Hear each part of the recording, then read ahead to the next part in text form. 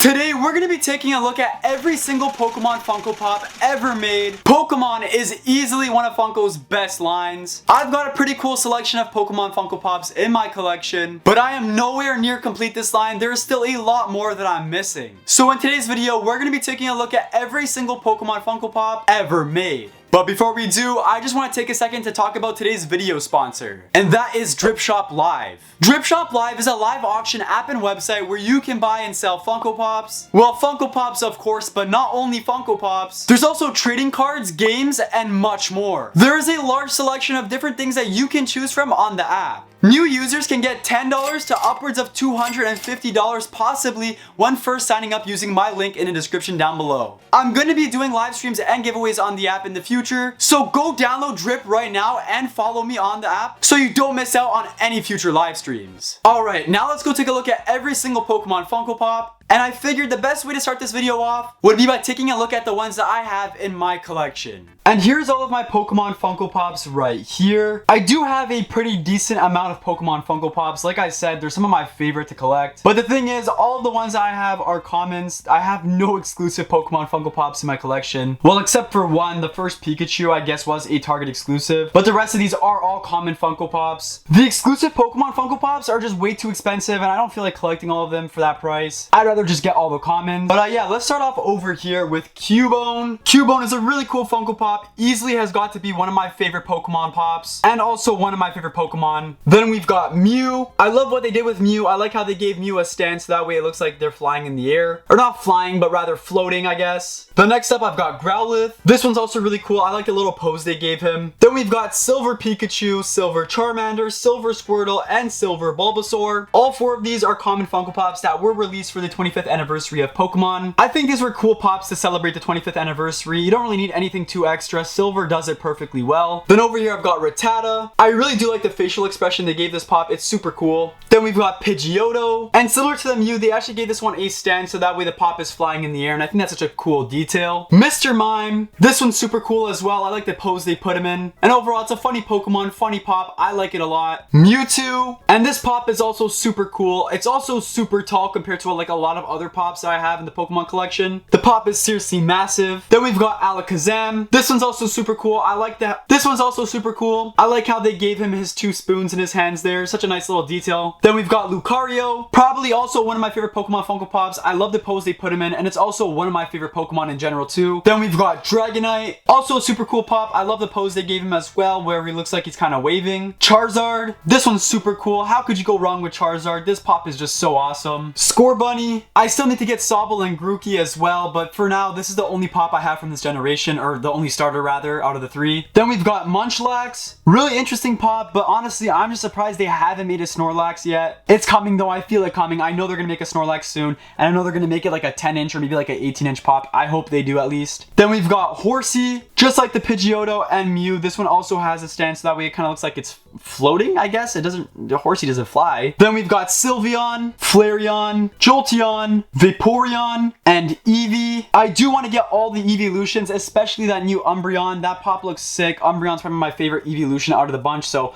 honestly, I'm surprised I haven't bought that one yet. Then we have Psyduck. Such an interesting looking Funko Pop. I think it's cool though. Vulpix, also a really cool and interesting looking Funko Pop. Bulbasaur, Squirtle, and Charmander. Out of these three, I've got to say that Bulbasaur is probably my favorite. Charmander is of course my go-to out of the three in the games, but the Bulbasaur Funko Pop is my favorite out of the three. It just looks so cool and interesting. Pikachu. And like I said earlier, this pop is a Target exclusive, and this was actually the first Pokemon Funko Pop they ever released. Then we've got Pichu, Angry Pikachu, and Raichu. But yeah, there is my Pokemon Funko Pop collection. All the different Pokemon Funko Pops that I have in my collection. Like I said earlier on, this is nowhere near the complete amount of Pokemon Funko Pops that Funko has made. So let's go take a look at all the different ones that I don't have in my Funko Pop collection. I've got a list of every single Pokemon Funko Pop right here on a document, but I'm just going to be naming off the ones that I don't have in my collection since I already showed you the ones that I have in my collection and there's no point to name them again. So starting off, we have this GameStop exclusive Flocked Pikachu, Pikachu 10-inch exclusive to Target, Pikachu 10-inch 25th anniversary exclusive to Target Con, and Pikachu Pearlescent Poke Center exclusive. There's a lot of different Pikachus, and I think it's cool that they make a bunch of different Pikachus, but they've quite literally done everything. What's next? Chrome? I guess it's the only thing they haven't done for Pikachu, so maybe they make make chrome Pikachu Funko Pops in the future. Then we have flocked Bulbasaur ECC 2020 exclusive, Bulbasaur Diamond exclusive 2021 San Diego Comic-Con exclusive, Bulbasaur Pearlescent Poke Center exclusive, Bulbasaur 10-inch exclusive to Target, Silver Bulbasaur 10-inch exclusive to Target as well. Now, you know how I said earlier on in the video that I thought it was cool they made silver Funko Pops for the Pokemon's 25th anniversary of like just those 4 Pokemon? Yeah, I thought it was cool for like 4 inches.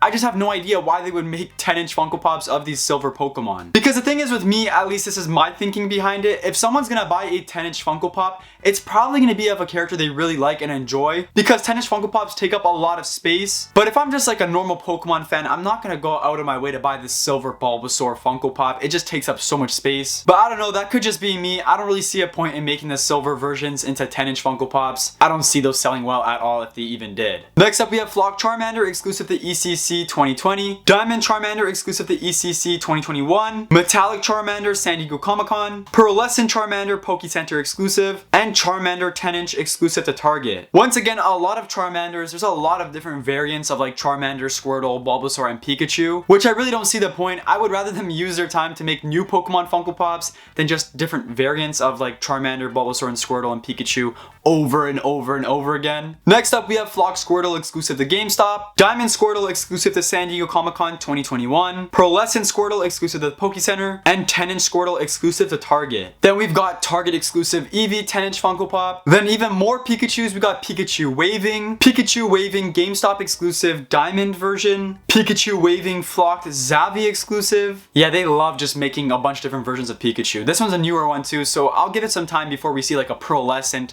Metallic one. I don't know, they're definitely gonna do more with that one. WonderCon exclusive Flocked Eevee, Pearlescent Poke Center exclusive Eevee. You guys are probably seeing a pattern here. If they release a Pokemon Funko Pop, just give it a little bit of time and then they're gonna have like a Pearlescent version, Flocked version, Metallic version. Even if it doesn't make sense for the Flocked Funko Pop, they're still gonna flock it. Like Squirtle. Squirtle is a reptile. Why is he flocked? I have no idea. Then we got WonderCon exclusive Flocked Pichu, Flocked Vulpix exclusive to San Diego Comic-Con, Flocked Mewtwo exclusive to San Diego Comic-Con, Pearlescent Mewtwo exclusive to the Poke Center, 10-inch Mewtwo exclusive to Target, Flocked Growlithe exclusive to New York City Comic-Con, 10-inch Vulpix exclusive to Target, 10-inch Cubone exclusive to Target. They have made a lot of 10-inch Pokemon Funko Pops, and I don't know how people have space for 10-inch Funko Pops, and it sits in my corner over there, and it takes up way too much space. If you're an exclusive 10-inch Funko Pop collector, you must have a crazy large room. I just don't know how you do it. Then we've got Eevee, Diamond exclusive Eevee exclusive to New York City Comic-Con, Emerald City Comic-Con exclusive Diamond Vaporeon, Diamond Jolteon WonderCon exclusive, Diamond Flareon WonderCon exclusive, Pikachu, Meowth, Pikachu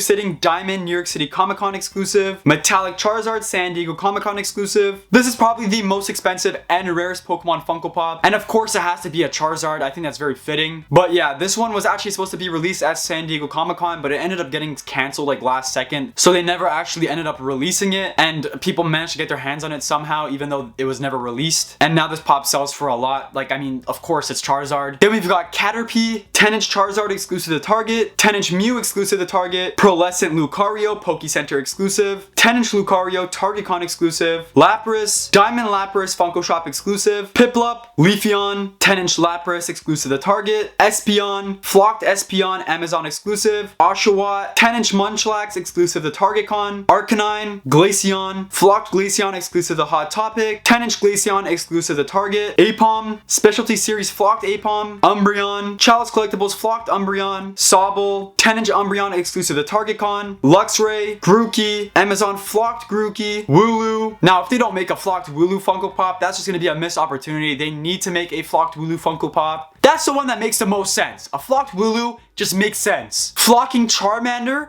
or Squirtle? That makes no sense. Then we've got a 10-inch Target exclusive Luxray, Chimchar, Snubbull, 10-inch Cresselia C2E2 Expo exclusive. This is actually the only time where they've taken a like Funko Pop for the Pokemon line and made it exclusively into a 10-inch. Like, we don't have a normal 4-inch Cresselia Funko Pop as of right now. Then we've got Greninja, this 4-pack of Eevee, Flareon, Jolteon, and Vaporeon exclusive to Costco, Bulbasaur, Charmander, and Squirtle all in a choose your starter like kind of moment. This one's really cool. I like this one a lot, but once again, takes up so much space, so I don't think I'll ever get it for my collection. And finally, talking about taking up a lot of space, we have this 18-inch Pikachu. Like, man, I was dogging on the 10-inch Funko Pops. I can't even imagine having an 18-inch Funko Pop in my room. I don't know where I would keep that. But yeah, with that last one out of the way, that is every single Pokemon Funko Pop made as of right now. The most expensive Funko Pop in this line is this metallic Charizard, like I said earlier, currently valued at $840. The least expensive as of right now is this Oshawott Funko Pop, currently valued at $5. The total piece count in this collection is 113 different pops. And if you were looking to complete this Funko Pop collection for yourself, I would probably have to give you an estimate of anywhere from $2,500